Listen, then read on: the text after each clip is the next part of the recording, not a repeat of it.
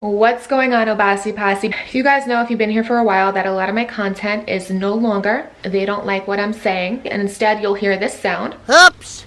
In placement of that word.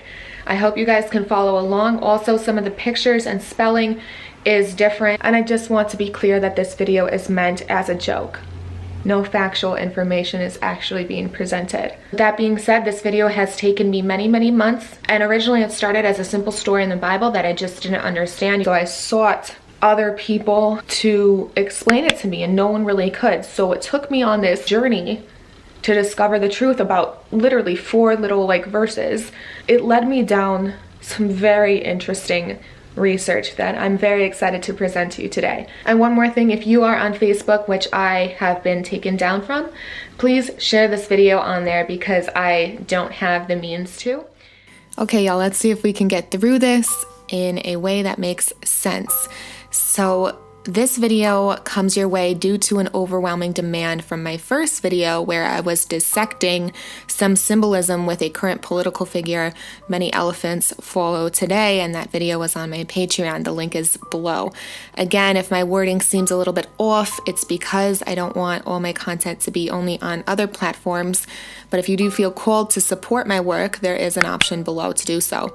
Now, upon researching this, there is so many different paths that you can trot down, and it was very easy to get sidetracked because all the information was still interconnected.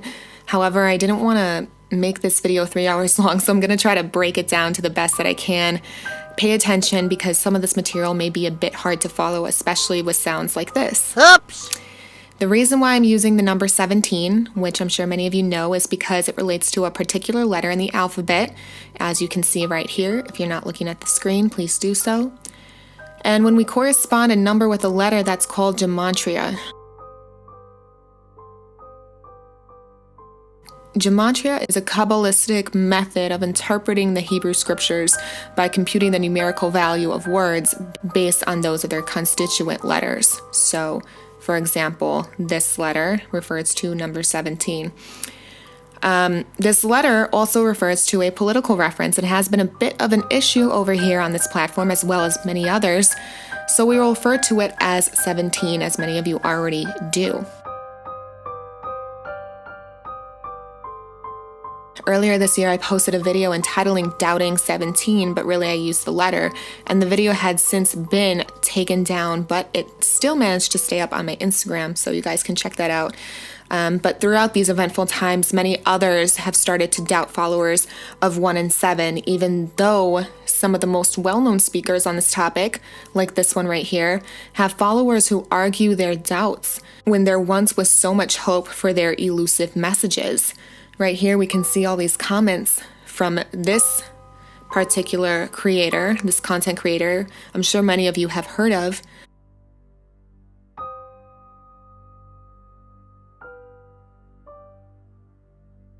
And many comments are of doubt. And of course, it's necessary to have doubt when times are uncertain. But maybe we should go a step further into this.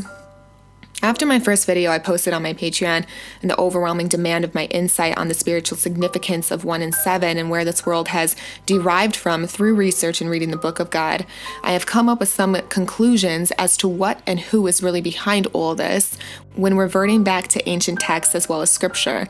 I want to keep in mind that during the rest of this video, each god and goddess I mention has an archetype according to each religion, i.e. Greek pantheon, Semitic pantheon, astrology, and many others.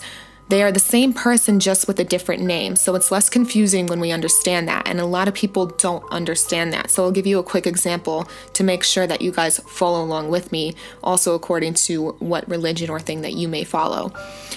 For example, the god of wind and storms, or the god of the sky in Greek pantheon would be Zeus. But in Sumerian pantheon, Zeus would be considered Enlil. In Semitic pantheon, Zeus would be considered Baal or Baal, the god of the storm. In astrology, it would be Jupiter. So we can see that all these names are the same person. So don't get that confused. And if you don't know what pantheon means, pantheon is just a fancy word for a group of gods according to that culture, religion, or group of people. The reason why I mention how important it is to pay attention to corresponding pantheons of certain ages and religions is so we avoid confusing and misinterpretations of texts. There have been many times where I have seen work, even while researching this, published where they mention the same people as if they were different people because they confuse the names with different religions, ages, scriptures, and ancient texts. So let's keep that in mind before we continue. So if you're not looking at your screen, please do so now. We can see that this word, another word for 17, can equal to Canaan. Some people say Canaan, which then refers to the Canaanites. So many of you are probably not following me or where this is going. Originally, I was reading a book in the Bible, I was reading a story, and it didn't make any sense to me, and it led me to this video. This video was not planned, and it took me several months to complete this. So let's start from the beginning because this information is important, so listen up. What or who is Canaan? For those of you who have never heard about Canaan or phrases like the curse of Canaan, the Canaanites, or Cain in the Bible, don't feel bad because a lot of us haven't. However, it is very prevalent. Come to find out, there is also a very big reason why mainstream preachers haven't mentioned this in their sermons as well. And I have been requested several times to do videos exposing these wolves in sheep's clothing, such as Joel Osteen or T.D. Jakes, and I will get into that video, I promise. So don't feel bad again if you haven't heard of Cain, the Canaanites, or Canaan. So if you haven't heard of that story, let's go to a more well-known story, and we can explain the story of Noah.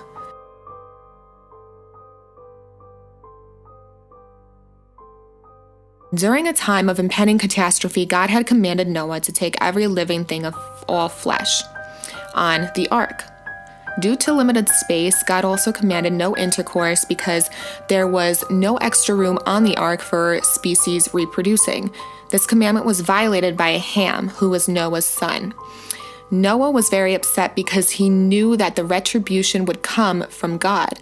Noah was so upset that he basically, after he learned the fact that Ham had disobeyed, he drank too much wine and essentially fell asleep naked and drunk to cope with his nervousness of the retribution of God. Ham's son, Canaan, or Canaan, saw his grandfather exposed and certain events transpired. Such upsetting events to Noah that he cursed Canaan. This particular story in the Bible is very elusive and vague. This was the very story in the very 4 parts that I didn't understand and went to other people to ask questions to explain it to me, however they couldn't. Being that it was mentioned, it is very important to dive inside and conclude why the curse was on Canaan and not Ham, when Ham was the original catalyst for Noah being so upset in the first place. It tells us that a deplorable act was done by Canaan while Noah lied exposed and drunk. Noah then proclaimed, "Cursed be Canaan, a slave of slaves shall he be to his brothers." And studies have concluded that his brothers really meant his uncles, who were Shem and Japheth. They will matter a bit later. So basically, a lot of confusion you'll see and hear about when reading the Bible is why Noah cursed Canaan and he didn't curse Ham. In fact, a lot of mainstream preachers and pastors and everyone like that don't talk about it at all. And when I went investigating this because I didn't understand why Canaan was cursed and not Ham, they couldn't give me an answer. So now this curse of Canaan was extended to the land named after him, the land of Canaan, as well as the people of Canaan known as the Canaanites. So you might be asking, well, who are the Canaanites? Now, another name for the Canaanites that may help you put a bit more reference in your head is the Phoenicians. As well, later in history, we get to the Venetians. The foul history of the Canaanites has been greatly expunged for good reason, because their practices and rituals still live on today, if not more. And they're all done behind closed doors. This is something that is very little information found on. One of the oldest proofs of the evil practice within the Canaanites was from 1225 BC, when the pharaoh Merneptah, who conquered many victories of the Canaanite religion, created a standing block to commemorate his victories, and it inscribed, "Plundered is the Canaan with every evil. All lands are unified and pacified. This meant that he encountered every possible evil when coming into contact and obtaining his victories with this notorious tribe. So many of you asking, okay, well, why are the Canaanites so bad? The Venetians, what is wrong with them? Well, their religion was a bit complex, but it was rooted in all evil. To sum up the Canaanite religion in the most simple of terms, it was a fertility-based religion. Insidious sexual practices and rituals were extremely common. Their god was Baal, or Baal, god of the storm. Remember, the storm is coming. The goddess of the religion was Asherah. In Greek pantheon, this would also be Gaia, Isis, the Sumerian goddess Inanna, or Ishtar, Esther, which is where we get Easter from. And she can be associated with the evening star Venus as well, and this goddess is one who reigns on sex, political power, and war. It is a polytheistic religion, and it is cyclical. It also is highly associated with agriculture and the fertility of the land. In countless texts, including the Bible, this religion requires human sacrifice, particularly of firstborn children, to Moloch or Baal. Baal was their god. This is also where the word cannibal derived from, actually, as practicing cannibalism was a common occurrence among the Canaanites as well. You have the CANAAN and you have Baal. Now, Baal, if you haven't heard of him, some say Baal or Baal, was described to have 3 heads. He was a high-ranking demonic god. On the left side, there was a head of a cat, and on the right side of a toad. I just want to quickly have you guys look up at the screen again. This is very common and we see this a lot. In order to gain worldly prosperity and financial gain, the sacrifices of firstborn children as well as sexual rituals were very common and demonized greatly in the Bible. Guys, I just want to show you really quick too why I read KJV. So right entering this video right now where you're seeing it, I was going to post a picture of Revelation 17:6 in the King James Version, but I always like to compare it to, for example, the NIV, because I know that's a popular form that many people refer to. 17:6 says, "And I saw the woman drunken with the blood of the saints, and with the blood of the martyrs of Jesus. And when I saw her, I wondered with great admiration." Now this is referring to the Canaanites and how they would do these sacrifices and they would pretend that they were Christian.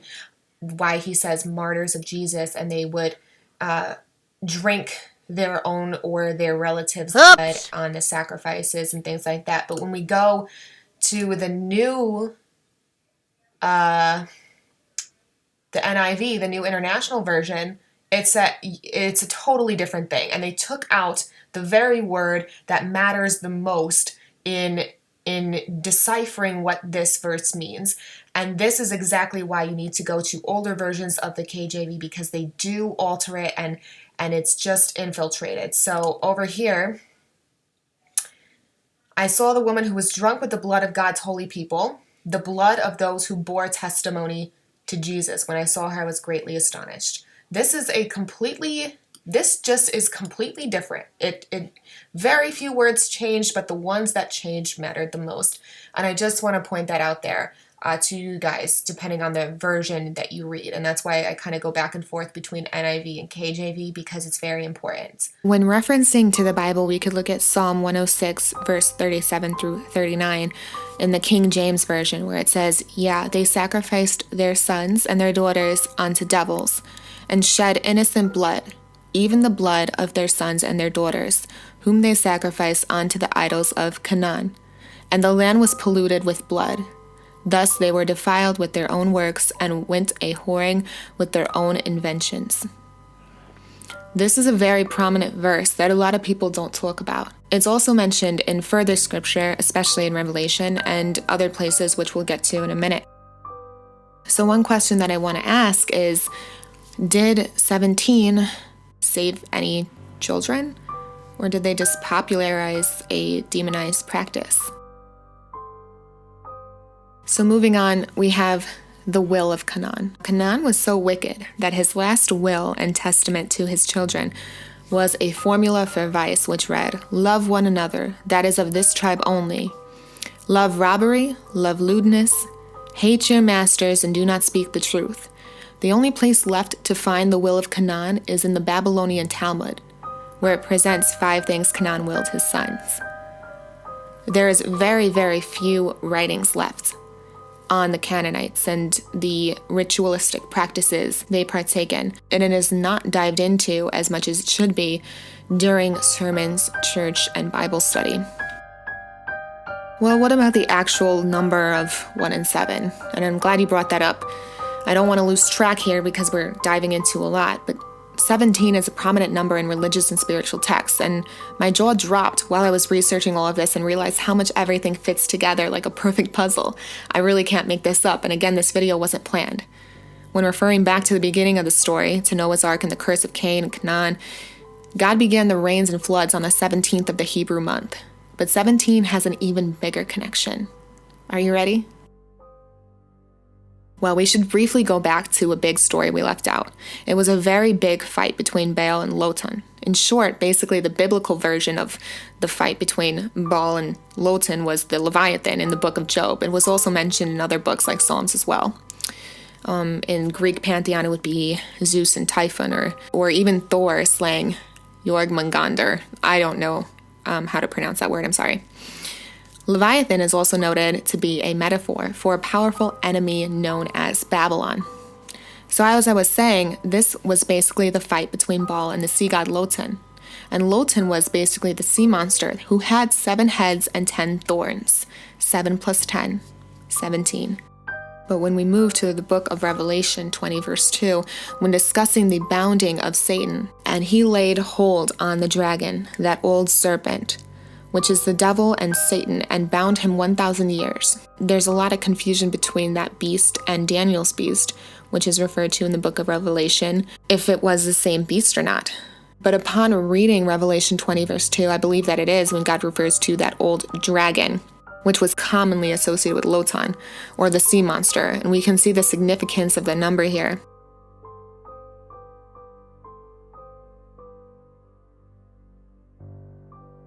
I want to mention a couple verses, and God expressed his will in the strongest terms to his children in Numbers 33:52 through 56.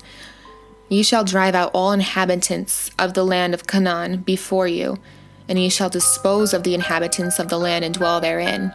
For I have given you the land to possess it. But if you will not drive out the inhabitants of the land before you, then it shall come to pass that those who ye let remain of them shall be pricks in your eyes and thorns in your sides, and shall vex you in the land wherein you dwell. It shall come to pass that I shall do unto you as I thought to do unto them. God has clearly expressed that the land of Canaan was polluted.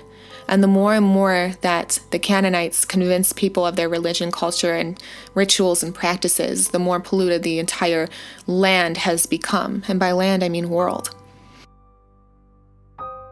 In Revelation 2:9, it says, I know your works, the tribulation and poverty, but you are rich. And I know the blasphemy of them, which say they are Jews and are not, but are the synagogue of Satan. I just want to be clear to you guys that the synagogues of Satan is referring to Canaan. They are children of Satan who claim to be Jews but are not, meaning that they claim to be followers of Christ. These are the Canaanite and Edomite tribes who had infiltrated Judea in the centuries before Christ, and they adopted Judaism in name, became circumcised, and were left to be known as Jews in the Christian era. These people have actually and literally descended from the tribes of the enemies of Yahweh, our God. Those tribes are the Canaanite tribes descended from Cain, and the Edomite tribes descended from Esau.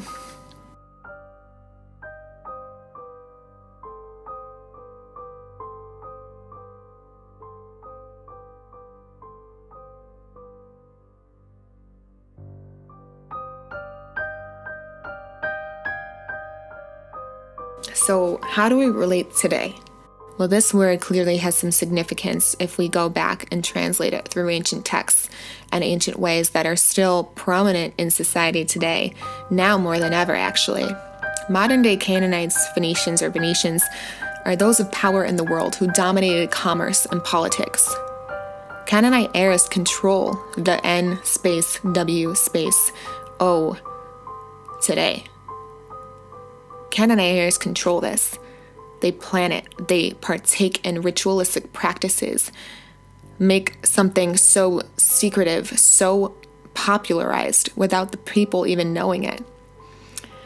In Revelations book 13, verse 1 through 8, it says, "All mankind will very soon obey and worship the devil and the beast power, for they have been fooled. They will war against those who have faith in Jesus and keep the commandments, thus achieving a victory, though short-lived, against God's people, particularly overruling entirely. And the Canaanites continue to rob, enslave, and massacre." All liberation movements that have existed in all of history are discussed under the Canaanite context and will today. All liberation movements derive from the will of Canaan. Not one of them, all of them. I think we can think of quite a few this year alone. I also want to mention to look up at your screen one more time on what Canaan is now in modern day geographical terms.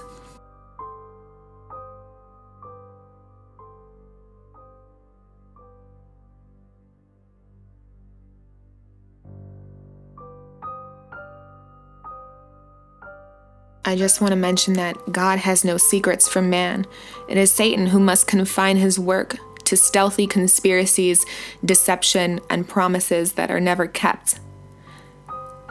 They need to convince humanity evil is supposed to be tolerated and have a better understanding. And those who don't understand the evils lack knowledge, therefore need to understand it, when really you guys aren't lacking anything at all. This is nothing meant to be tolerated, and the more and more that it becomes normalized and the more and more you are desensitized from it.